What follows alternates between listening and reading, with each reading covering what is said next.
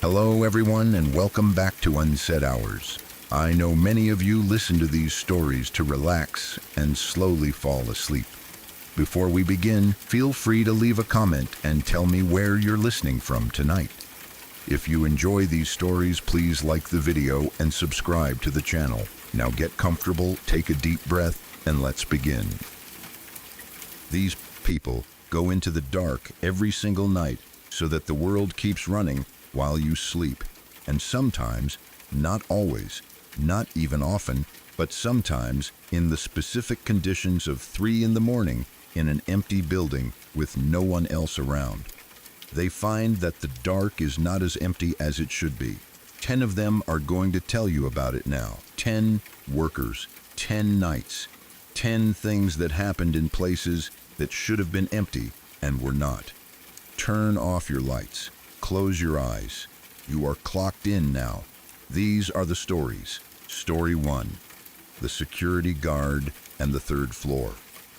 Before we hear this story, let me tell you about the person who lived it.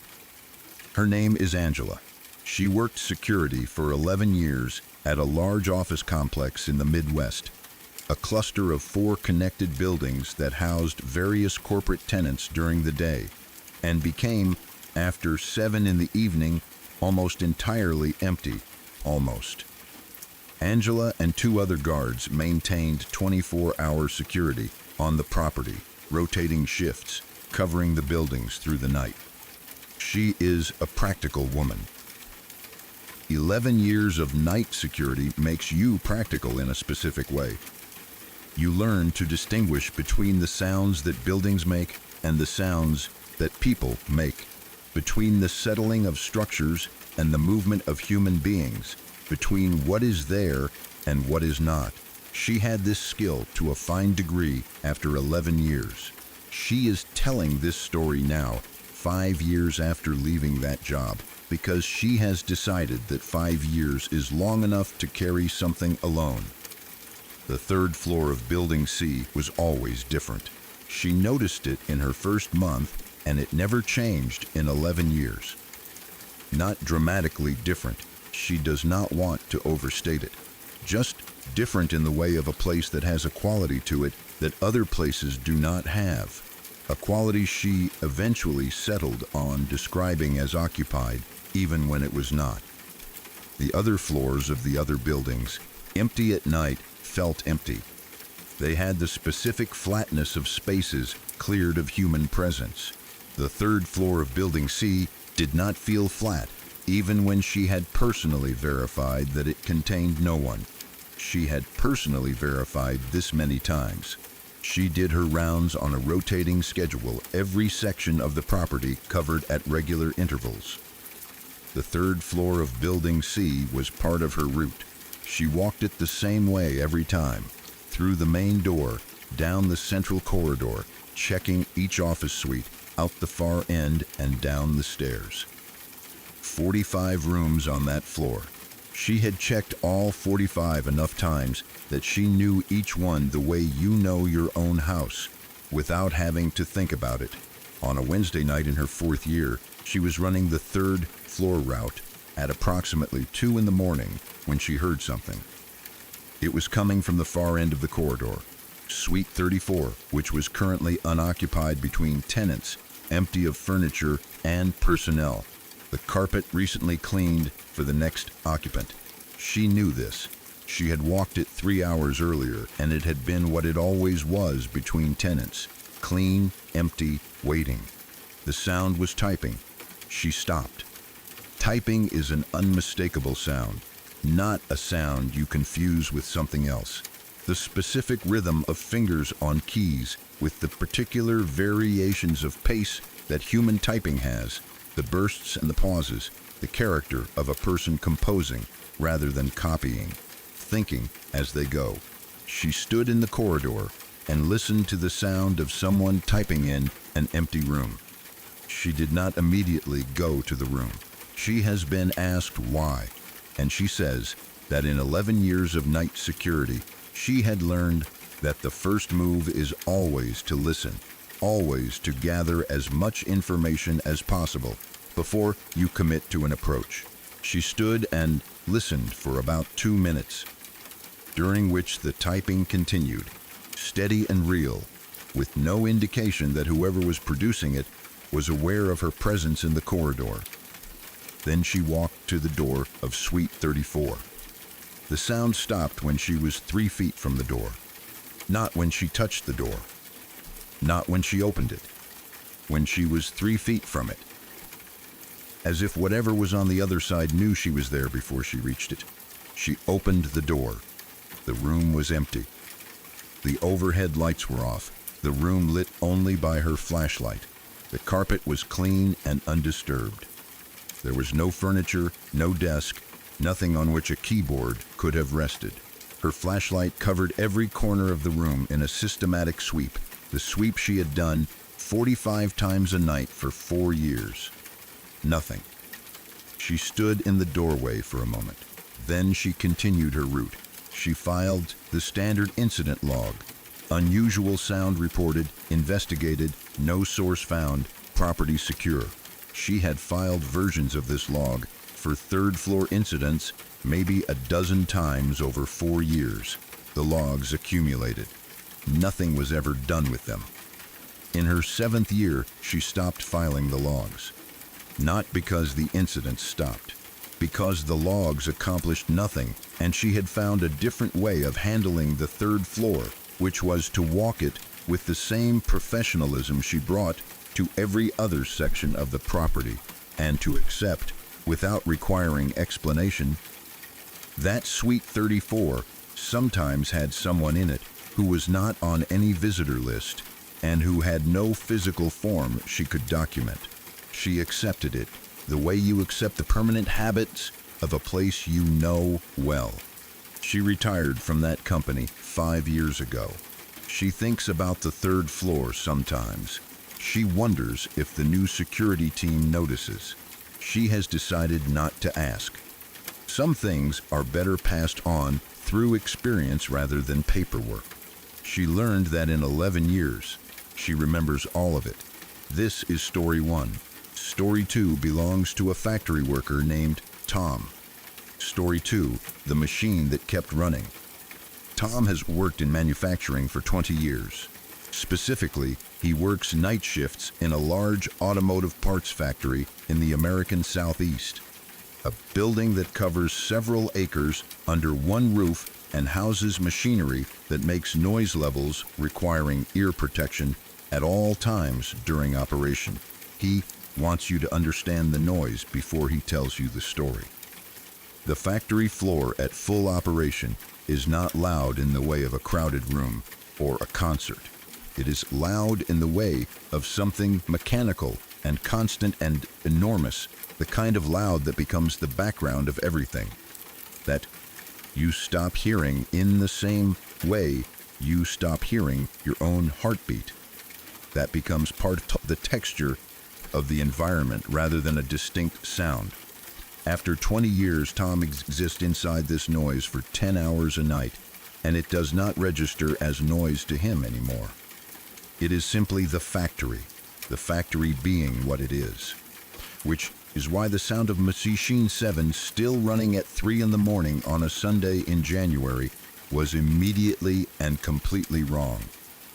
The factory ran reduced operations on weekends, fewer lines, reduced staff, the minimum necessary to maintain production schedules.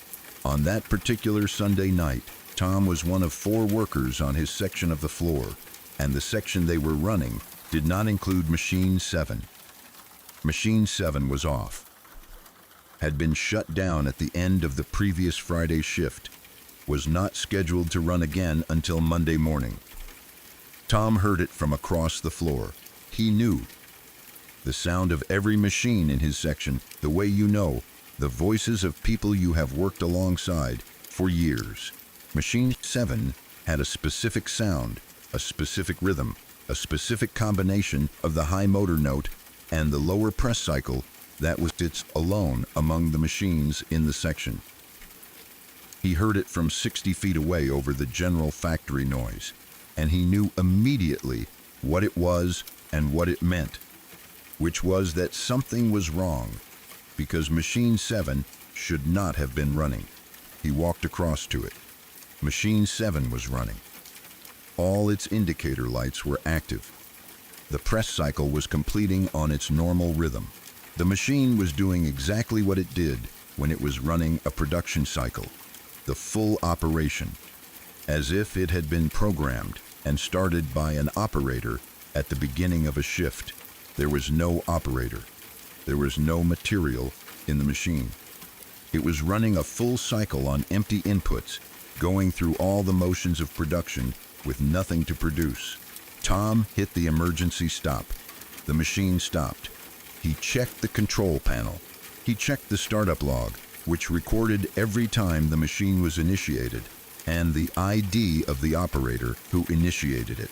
The startup log showed Machine 7 had been started at 2:47 in the morning. The operator ID in the log was the ID of a worker who had retired from the company 4 years prior. Tom stared at this for a while. He called his floor supervisor on the radio. The supervisor came over. He looked at the log. He looked at Tom. He said the system must have glitched. Tom asked him how a system glitch produced a specific retired worker's operator ID. The supervisor said he would put in a maintenance request. Tom went back to his station. The maintenance request was filed. The system was reviewed. The technician who reviewed it said there was no explanation for the operator ID in the log. The ID had been deactivated when the worker retired 4 years ago and should not have been able to initiate any machine. The technician wrote equipment malfunction in his report. Tom has worked in that factory for 20 years.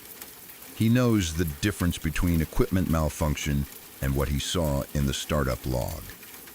He thinks the retired worker had a fondness for that machine. He thinks some people leave more behind when they go than a clearance of their access credentials. He runs Machine 7 on his shifts regularly. He always gives it a moment when he starts it up, just a moment, a kind of acknowledgement. He thinks it is the right thing to do. This is story 2. Story 3 comes from a woman named Diane, who worked overnight at a large retail store. Story 3. Diane worked the overnight stocking shift at a large retail store for 6 years. Midnight to 8 in the morning, 5 nights a week, restocking shelves and rotating inventory in a building that was closed to customers and contained, during those hours, only Diane and her small team of 4 other overnight workers. She liked the work. The store was quieter at night in a way she found peaceful. No customers, no announcements over the intercom, no lines and no crowds. Just the work and her colleagues and the specific satisfaction of a shelf that goes from empty to full. She was good at it, fast and organized and methodical.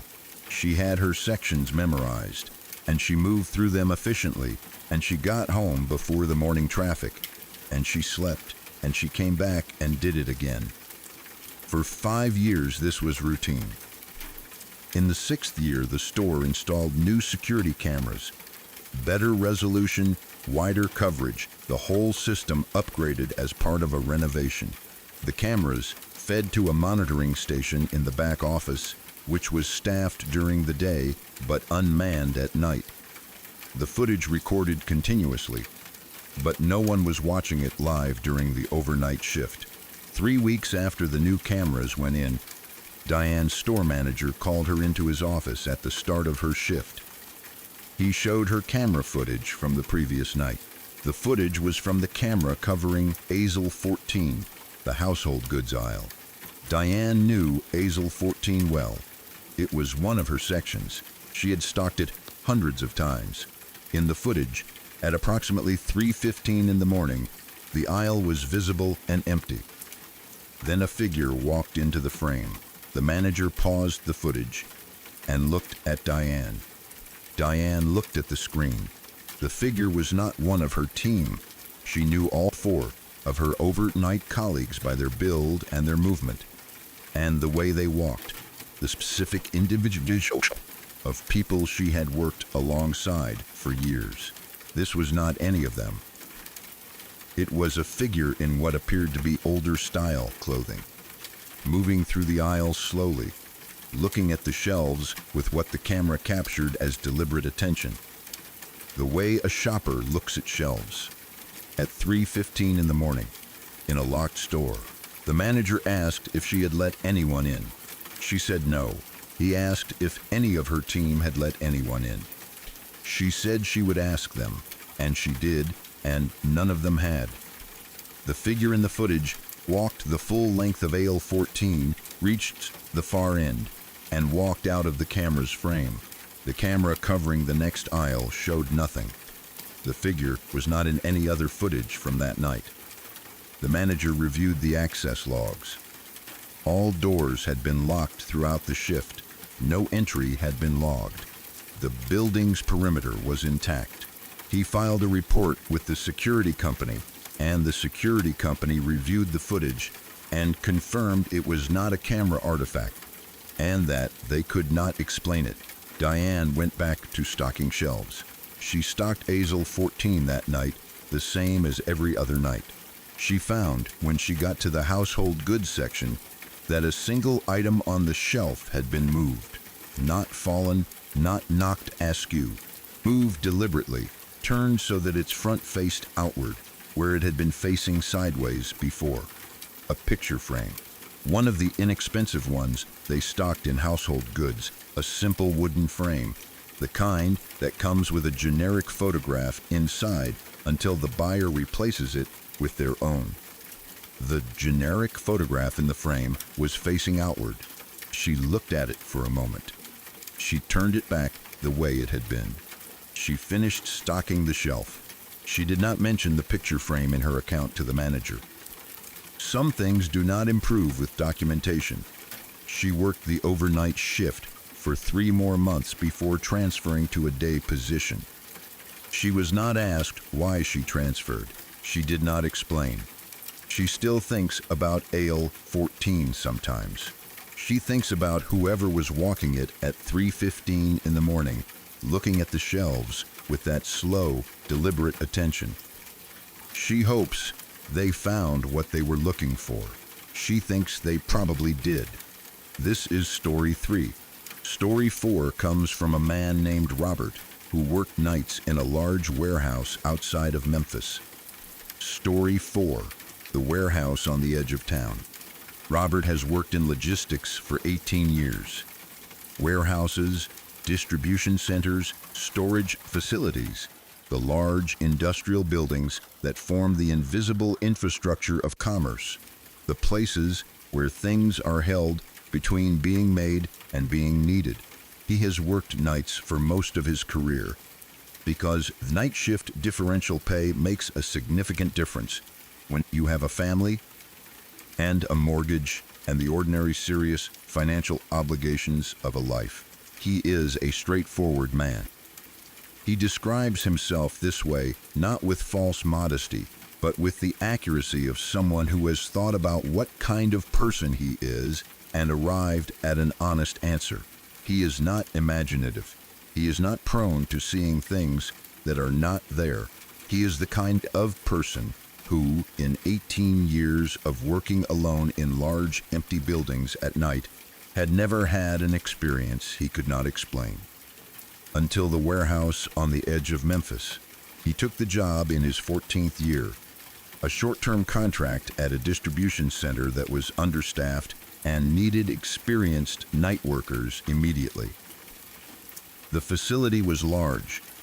He has worked in larger, but this one was large, a single-story building covering several city blocks, the interior divided into sections by shelving units that ran from floor to ceiling and created corridors between them that were wide enough for forklifts and long enough that you could not see from one end to the other. He noticed the smell in his first week. Not an unpleasant smell, almost the opposite. A warm, slightly sweet smell that appeared in certain sections of the warehouse at certain times of night, and that did not correspond to any of the inventory he was working with. He had worked with enough different kinds of inventory to know what most things smelled like, and the inventory in this facility was electronics and household goods, neither of which produced the smell he was noticing. He asked other workers. Two of them knew what he was talking about. Neither of them had an explanation. One of them said the smell was strongest in Section F toward the back of the building, and that it was always there after 2 in the morning. He went to Section F at 2:15 one night. The smell was strong there. Warm and the kind of smell that is so present, it feels like it has substance, like you could reach out and touch it. He walked the corridor between the shelving in Section F, trying to find a source, and found nothing. No leaking product, no spill, no external source he could identify. And then he heard the music, very faint, very far away inside the building, or what felt like far away, though in a building of that size far away could be close in absolute terms. Music that was old, not old recording quality, but old in style. The kind of music that belongs to a specific era that was not the present one, that he associated with his grandparents' house and Sunday afternoons and a time before he was born. He followed it. He walked through Section F and into Section G, and the smell went with him, and the music stayed the same distance away, always just past the next row of shelving, always just out of direct reach. He followed it for maybe 10 minutes before he stopped. He stopped because he understood, standing between 2 rows of shelving in the back section of a warehouse at 2 in the morning, that the music was not going to get closer no matter how far he walked toward it. It was maintaining its distance. It was not receding, but it was not closing either, and the following of it could go on indefinitely without resolution. He stood still. He listened for a moment. He said out loud, to the shelving and the smell and the music, "Okay, I hear you." He turned around and walked back to his section and went back to work. The music stopped. The smell faded over the next hour and was gone by the time his shift ended. He worked that contract for 3 more months. The smell appeared regularly, always in Section F, always after 2 in the morning. The music appeared occasionally, maybe once a week. He never followed it again. He found out on his last day from a long-term employee who had been at the facility for many years that the warehouse had been built on the site of a neighborhood that had been demolished in the 1960s to make way for industrial development.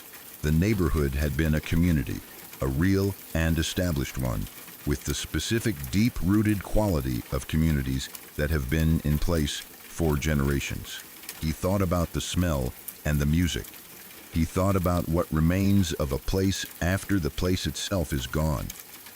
He drove home from his last shift at that facility, and he has not been back. He thinks about Section F. He thinks about what he said out loud to the shelving. He thinks it was the right thing to say. This is Story 4. Story 5 comes from a woman named Carol who worked nights at a hotel. Story 5, the night auditor. Carol worked as a night auditor at a mid-size hotel for 7 years. The night auditor's job involves closing out the day's financial records, preparing reports, and being the single staff member on duty between midnight and 7 in the morning. The person at the front desk when the rest of the hotel and most of its guests are asleep. It is solitary work. The hotel at 3 in the morning is a specific environment. The lobby quiet. The elevators intermittently active as the occasional late arrival or early departure moves through. The corridors upstairs empty, except for the guests behind their closed doors. Carol had worked this environment for 7 years, and she knew it the way she knew her own apartment, its sounds and rhythms, and the particular quality of its silence at different hours.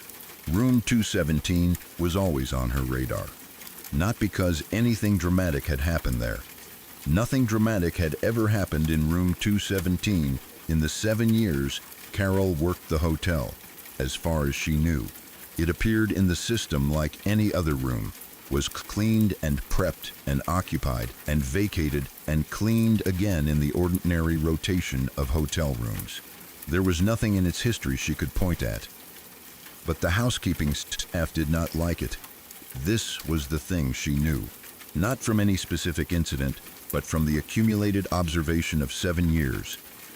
The way you observe people you work alongside without meaning to, the way patterns become visible over time. The housekeeping staff, experienced hotel workers, most of them with years in the industry, had a collective reluctance around room 217. Not stated, not a policy or a formal complaint, just a visible hesitation, a tendency to leave that room for last, a way of finishing their other rooms and then going to 217 with a quality that Carol eventually identified as bracing. She asked one of the housekeepers about it in her 3rd year. A woman named Vera, who had worked the hotel for 15 years and who Carol trusted. Vera was quiet for a moment, and then she said that room 217 was cold. Not in temperature, she clarified, in something else. She said you felt it when you went in, a coldness that was not the air conditioning, that was in the room itself, and that it was worse on some days than others. Carol thanked her and went back to her desk. She thought about what Vera had said. At 2 in the morning, on a Thursday in her 5th year, room 217 was occupied by a business traveler who had checked in that evening. The room showed as occupied in the system. Carol was doing her standard audit, working through the night's records, when the phone at her desk rang. She answered. It was the room phone from 217. The guest, she assumed, with a request or a question. There was no one on the line. She said hello. She identified herself and the hotel. Silence. She asked if she could help with anything. Silence. She waited. After a few seconds, she said she would stay on the line if they needed anything. A few more seconds, and then the line disconnected. She noted it. Standard procedure. Noted the room and time in case there was a follow-up request. 20 minutes later, the phone rang again. Room 217. Same thing. Silence on the line. She went through the same response. No answer. Line disconnected. She called the room. The guest answered on the second ring, groggy with sleep, irritated. He had not called the front desk. He had been asleep for hours. He had no idea why the room phone would have called the front desk twice. She apologized for waking him and hung up. She looked at her phone log. 2 calls from room 217, times noted. 1 call to room 217, time noted. She sat at her desk for a moment. Then she went back to her audit. She worked the hotel for 2 more years after that night. Room 217 was on her floor plan for 2 more years of night audits. She answered its calls when it called, which it did, occasionally, always after 2 in the morning, always with no one on the line. She never asked who was calling. She did not think the question was the point. She thinks the point was the calling itself. She thinks some presences in hotels are not guests who checked in through the system. She thinks they were there before the system existed. She thinks they are there still. She finished her audit every night. She did her job. She answered when the phone rang. This is story 5. Story 6 belongs to a factory maintenance worker named Greg. 6. The maintenance shift. Greg has worked maintenance in industrial facilities for 23 years. His job is the overnight maintenance of the machines and systems that the day shift runs. The checking and the fixing and the preventive work that keeps everything running when the production workers come in the next morning. He works alone mostly, moving through large facilities at night with his tools and his work orders and his knowledge of systems that would stop functioning without his attention. He is a mechanical person. He thinks in systems. When something does not work the way it should, his instinct is to find the cause, not to speculate about it. He has fixed more things than he can count. He has traced faults through systems that other people had given up on and found the cause every time. He has not found the cause of what happened in the paper mill. He was on a maintenance contract at a paper mill in the Pacific Northwest, a large and very old facility, parts of which had been running continuously since the early 20th century. Old industrial buildings like this have a character that newer facilities do not have, the character of age and use and the accumulated presence of the people who have worked in them over decades. And Greg has spent enough time in old industrial buildings to be comfortable with this character without romanticizing it. The paper mill had a particular character. He noticed it in his first week in the way he noticed everything about a new facility, practically as information. The older sections of the mill, the sections that had been running the longest, had a quality at night that the newer sections did not have. Not threatening, just present. The sense of something in those spaces that was not accounted for by the machinery or the building structure or anything in the work orders. He worked in those sections the same as any other sections. On a night in February, he was doing routine maintenance on one of the older paper machines, a machine that had been in continuous operation for decades, with periodic updates to its components. It was running on minimal output during the maintenance window, the low setting that allowed him to work on peripheral systems while the core kept cycling. He was working at the control panel when the machine changed its output. Not dramatically. A subtle shift detectable in the sound of it, the specific change in the machine's rhythm that his 23 years of listening to industrial machinery made immediately apparent. The machine had adjusted its settings, not by much, by enough to be audible to someone who knew the machine as he had come to know it. He checked the control panel. The settings had changed. He had not changed them. There was no one else in that section of the mill. He reset the settings and watched the panel. For 2 minutes, nothing happened. Then the settings changed again. The same adjustment, the same subtle shift in output, the same alteration of the machine's rhythm. He stood at the panel and watched it happen a second time. He is a mechanical person who thinks in systems. He ran through every possible mechanical explanation for a machine that changes its own settings. Sensor fault, control board issue, software glitch. He went through each one methodically and ruled each one out. The control panel was functioning correctly. The sensors were reading correctly. There was no fault in the system. He stayed at the panel. After a few minutes, he put his hand on the machine casing, the way he sometimes did when he was trying to understand what a machine was telling him through its vibration. The machine felt different under his hand. Not the vibration, that was normal. Something else, a quality that he has tried to describe many times since and that he always describes the same way, which is that the machine felt occupied. Not in a frightening way, in the way of something that had someone in it who knew what they were doing and were doing it with a specific intention. He stood with his hand on the machine for a long time. Then he said, out loud, that he was going to reset the settings to the work order specifications, and that, if there was a reason they should be different, he would need that explained to him, because he had a maintenance report to file. He reset the settings. They did not change again that night. He filed his maintenance report with the specified settings. He told no one what had happened. He finished his contract at the paper mill and moved to the next job. He still thinks about the machine. He thinks about what occupied means when it applies to a machine that has been running for decades in a building full of decades of work and workers. He thinks some machines know what they are supposed to do from long practice. He thinks sometimes the practice continues. He respects this. He keeps his maintenance records accurate.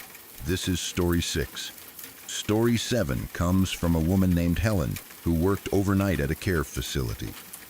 Story 7, the overnight care worker.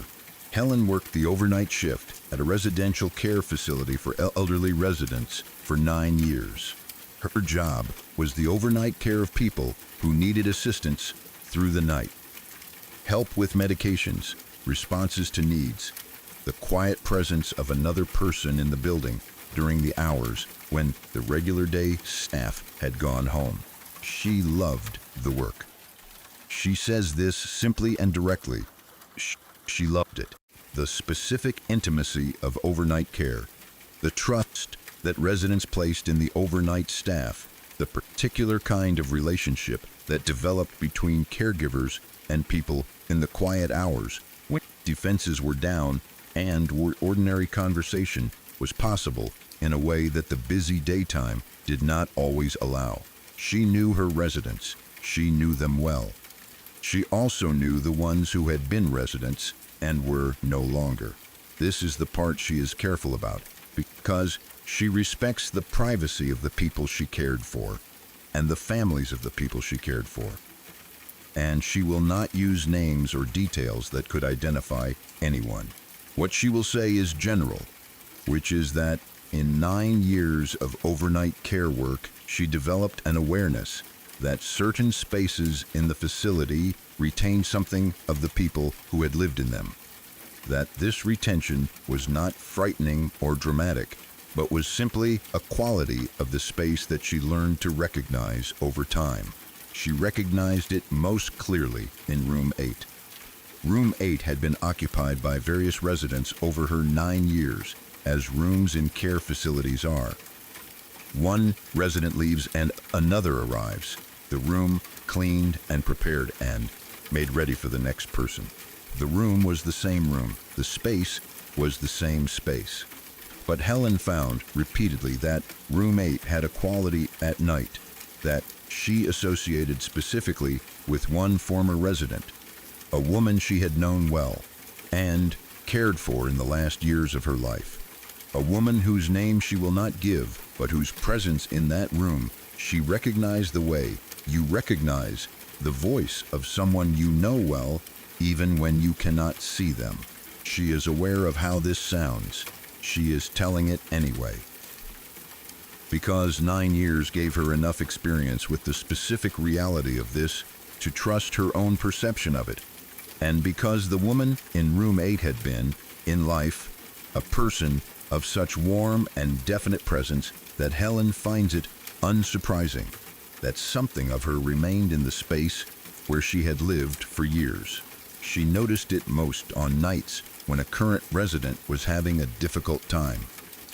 On those nights, the quality of Room 8 was stronger.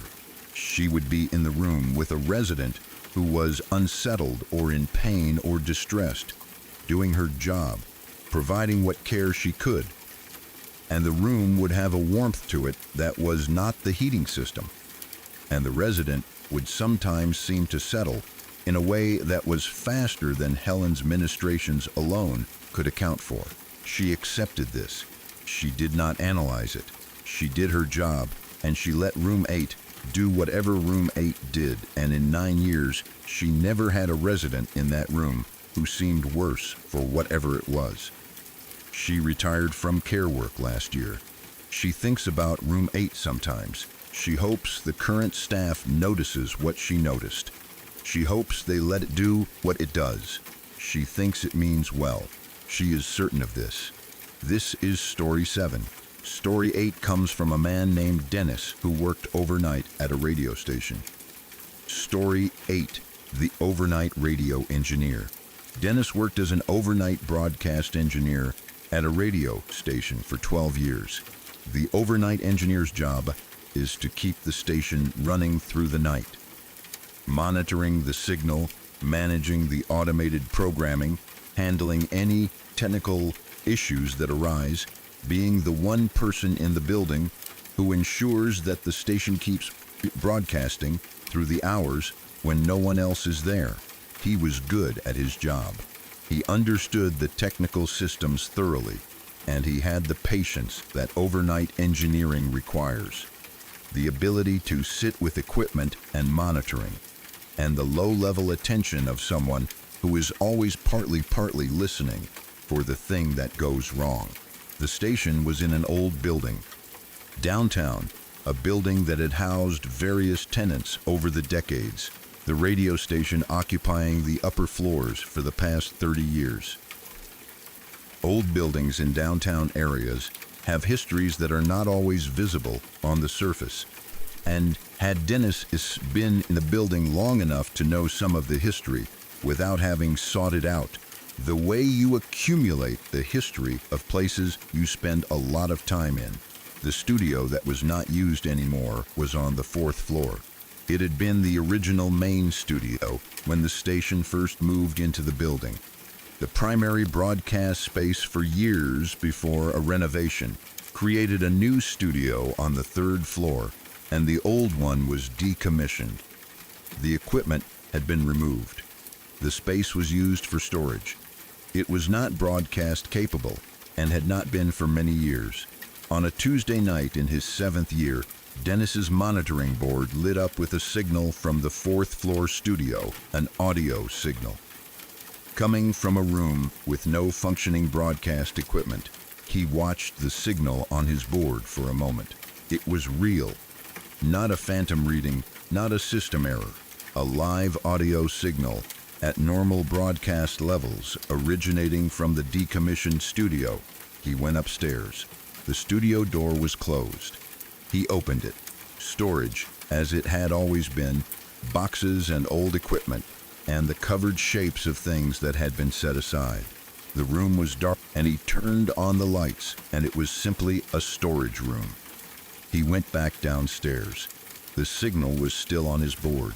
He put on his headphones and listened to it. What he heard was a broadcast. Old-style radio.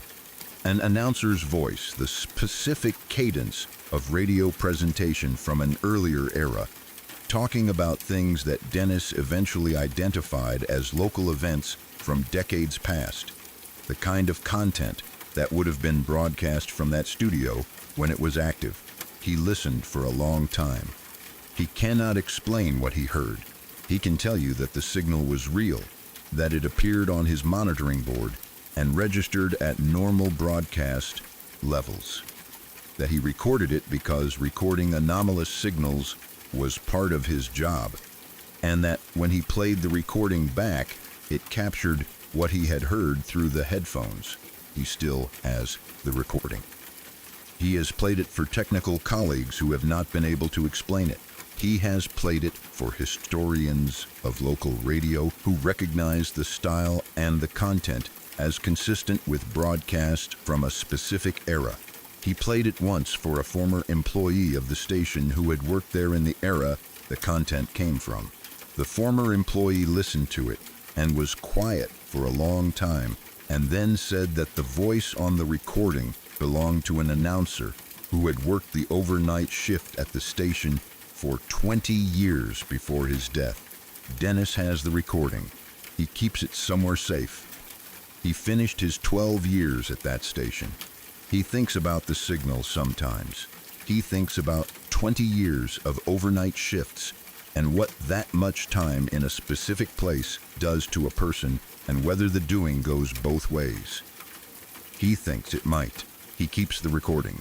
This is story 8. Story 9 comes from a woman named Patricia who worked nights in a university library. Story 9, the university library. Patricia worked the overnight shift at a large university library for 4 years while she was completing her graduate degree. The university library stayed open 24 hours during the academic year, and the overnight shift was lightly staffed. Patricia and one colleague maintaining the space and assisting the occasional late-night student. The library was very old. One of the original buildings on a campus that had been established in the 19th century. with the specific weight of a building that has held a great deal of human effort and human thought over a very long time. Patricia, as a graduate student who spent her days working with old texts and her nights in the building that housed them, had a particular sensitivity to this weight and did not find it unpleasant. She found it unpleasant in the East Reading Room. The East Reading Room was the oldest part of the building, a high-ceilinged space with original woodwork and tall windows that faced the courtyard and let in whatever light the sky provided. During the day, it was a popular study space. At night, after the last students left, it was empty and still, and had a quality that Patricia came to associate with the specific hour of 3 in the morning. At 3 in the morning, the East Reading Room felt watched. She used this word deliberately. Not haunted, not frightening, not any of the dramatic words that get attached to old buildings with histories. Watched. The specific quality of a space in which something is paying attention to what is happening, registering the presence of the people in it, noting them. She found this unsettling for the first few months, and then found it less so as time passed, because whatever was watching in the East Reading Room never did anything with its attention beyond watch. It observed. That was all. On a night in March, in her 3rd year, she was working at the reference desk at the edge of the East Reading Room when she heard a book fall. She looked up. A book had fallen from a shelf on the far wall. Not knocked, fallen, as if it had been pulled forward until its weight took it the rest of the way. She went to pick it up. It was a faculty publication from decades ago, a collection of papers by a professor of history who had retired from the university long before Patricia arrived. She looked at the cover, at the name, and put it back on the shelf. She went back to her desk. An hour later, another book fell from the same section of shelving, the same author. She went and picked it up and looked at it. A different publication, same faculty member, same era. She stood in the East Reading Room at 3 in the morning with 2 books by a long retired historian, and she understood, in the specific way that you understand things that do not fit any category, that she was being recommended something. She took both books to her desk and read through the night. One of them contained a method of historical analysis that was directly relevant to a problem she had been unable to resolve in her dissertation. She used the method. The dissertation was completed. She graduated. She returned the books to the shelf on her last night at the library. She said, "Thank you" out loud to the East Reading Room. She is not sure if this was appropriate academic acknowledgement or something else. She included the faculty publication in her dissertation bibliography. It seemed like the right thing to do. This is story 9. Story 10 is the last one. It belongs to a man named Ray, who worked the overnight shift at a water treatment facility. Story 10. The water treatment plant. Ray worked overnight at a municipal water treatment facility for 16 years. The overnight shift at a water treatment plant involves monitoring the systems that keep the water supply clean and safe and continuous. The pumps and filters and chemical systems that run without pause, that the city depends on without knowing they depend on them, that Ray and his colleagues maintained through the dark hours so that when people turned on their taps in the morning, the water was there and clean. He is a quiet man. He does not tell stories easily. He is telling this one because his daughter asked him to, and because his daughter is an adult who, he believes, deserves to know the true account of what happened in his 16th year at the facility. The water treatment plant sat on the edge of the city, away from residential areas because of the nature of the work, in a space that was industrial and utilitarian, and not designed with any quality other than function in mind. Ray had spent 16 years in this space, and he had made his peace with its ugliness in the way that people make peace with functional places they inhabit for a long time. There was a part of the facility that he had never made his peace with. The old pump room, the original pump room from the facility's earliest construction, which had been superseded by newer and more efficient systems over the decades, but which still housed some legacy infrastructure that had never been fully decommissioned. Ray's maintenance duties occasionally took him into the old pump room, and he went when his duties required and left when they did not. The old pump room felt wrong, not in any way he could specify, not cold, not smelly, not any physical quality that could be measured or reported. Simply wrong, in the way that certain spaces are wrong, that communicate wrongness through some channel that is not any of the 5 ordinary senses.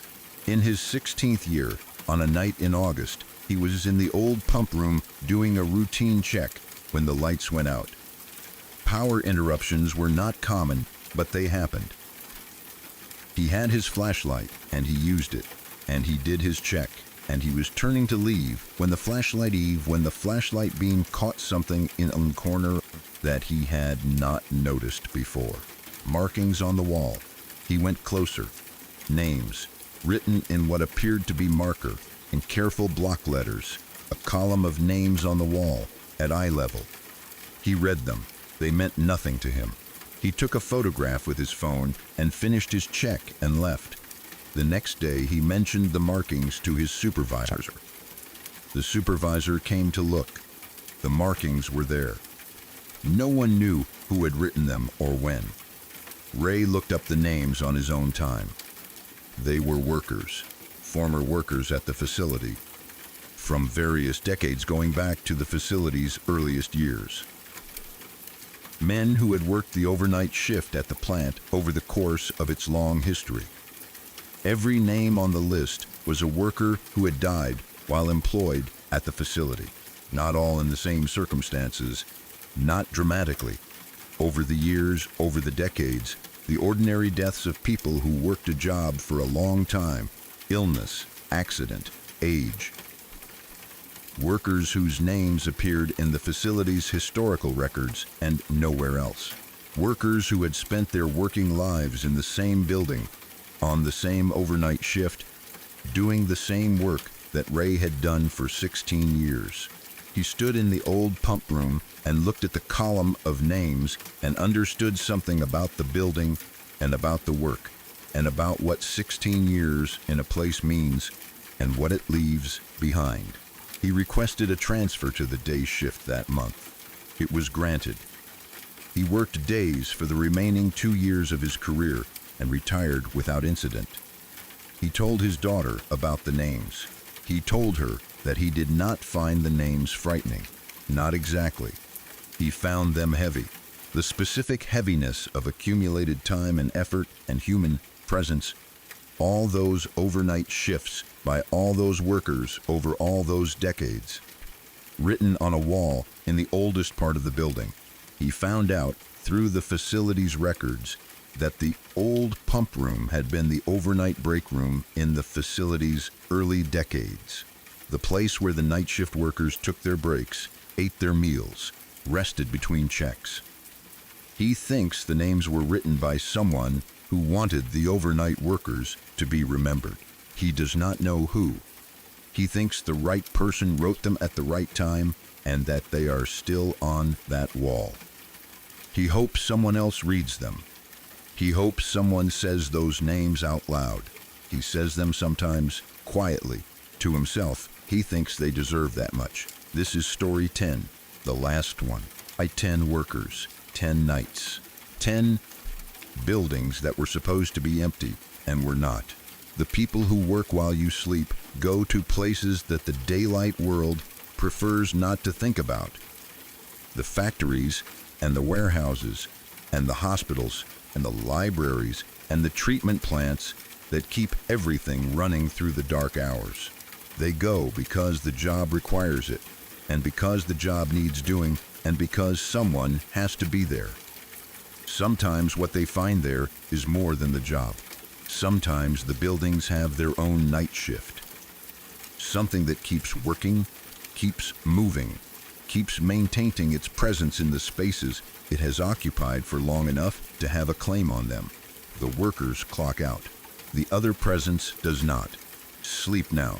You are not in any of those buildings tonight.